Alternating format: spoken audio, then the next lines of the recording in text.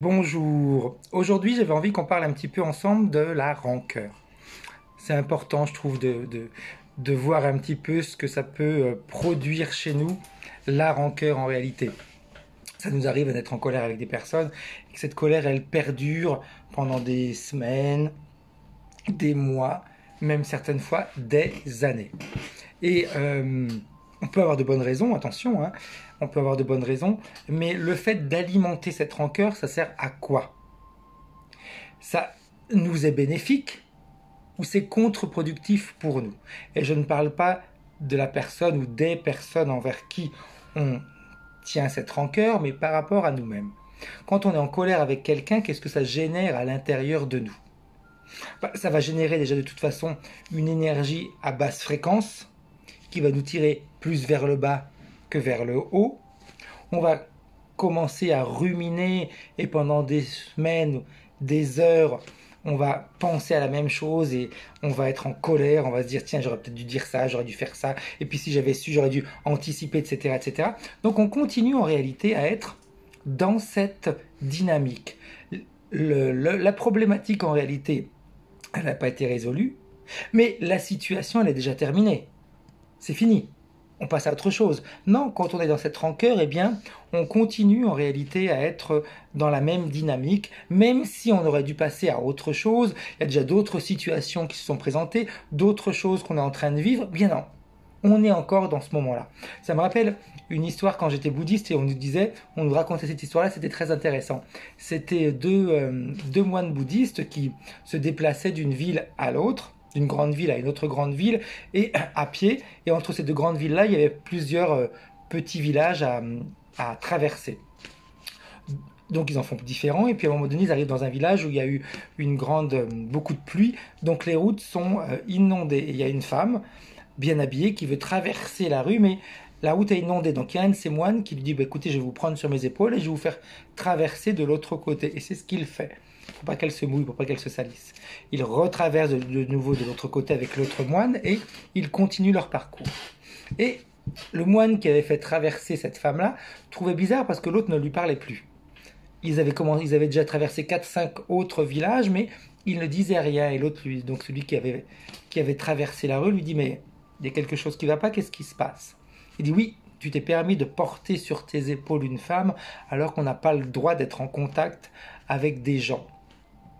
Et l'autre le regarde et lui dit oui c'est vrai, tu as peut-être raison, mais moi je l'ai porté pour traverser la rue. Toi ça fait plus de 5 villages que tu continues à porter cette histoire sur tes épaules. Donc vous voyez que eh bien, c'est intéressant de se rendre compte comment, quand on rumine, quand on continue à être dans une dynamique de rancœur, qu'on juge, etc., on reste dans la même dynamique, même si entre-temps on a vécu autre chose, même si entre-temps on a vécu de belles choses, ça va nous, comment dire, ça va eh bien, enlever le goût des belles choses. Ça va les empoisonner. On pourrait appeler ça un poison. Ça empoisonne notre existence. Alors je pense qu'à un moment donné, il faut se poser et se dire, ok, moi j'ai encore envie de vivre avec toute cette rancœur, j'ai encore envie de permettre à cette situation d'influencer mon présent ou pas. Et puis, en agissant ainsi, en ayant toujours cette rancœur, ça va faire quoi? Très souvent, en réalité, c'est dommage parce que ça va nous bloquer pour vivre d'autres belles situations. Ça peut nous bloquer également eh bien, pour apprécier des moments, de nouveaux moments. Donc on va automatiquement s'auto-saboter. C'est vous qui vous auto-sabotez. Alors je dis pas qu'il faut tout accepter, je dis pas qu'il faut baisser la tête, c'est pas ça. Mais à un moment donné, quand quelque chose n'a pas été, on le dit et on passe à autre chose. Sinon, vous êtes votre propre auto-saboteur. Après, chacun décide ce qu'il a envie de faire, chacun choisit la manière dont il a envie, en réalité, eh bien, d'avancer dans sa vie.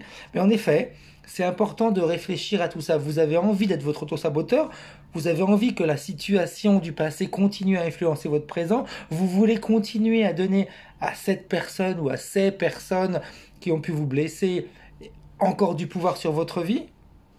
C'est une question qu'il faut se poser. Et puis se poser la question également si notre réaction est juste ou si c'est une réaction démesurée. Très souvent, vous savez très bien, comme dans nos émotions, on peut avoir des émotions exagérées, des peurs exagérées. Notre réaction par rapport à la situation, est-ce qu'elle est exagérée ou pas? Donc, c'est plein de petites questions qu'on est en droit de se poser pour pouvoir justement passer au-delà de tout ça. La rancœur, c'est un poison que vous alimentez tous les jours, tous les jours, tous les jours, tous les jours. Alors, choisissez ce que vous voulez faire. Est-ce que vous voulez continuer à alimenter le poison qui vous empêche d'être heureux ou heureuse, ou est-ce que vous avez envie de passer à autre chose? Je vous laisse juste réfléchir un petit peu à ça pour que vous puissiez vous rendre compte en réalité, eh bien que se débarrasser en pardonnant, mais surtout c'est pour soi qu'on le fait, c'est pas pour l'autre, en se disant ok bon allez hop ça suffit, je passe à autre chose parce que je mérite beaucoup mieux, je mérite le meilleur et qu'il est temps maintenant que mon présent soit positif, je passe à autre chose. Donc c'est ça qui est important, c'est de se poser la question, vous réellement, comment est-ce que vous voulez vivre votre présent? Toujours influencé par des situations passées ou finalement vous en débarrassez complètement? Je vous souhaite une bonne journée. Faites vos commentaires si vous avez envie.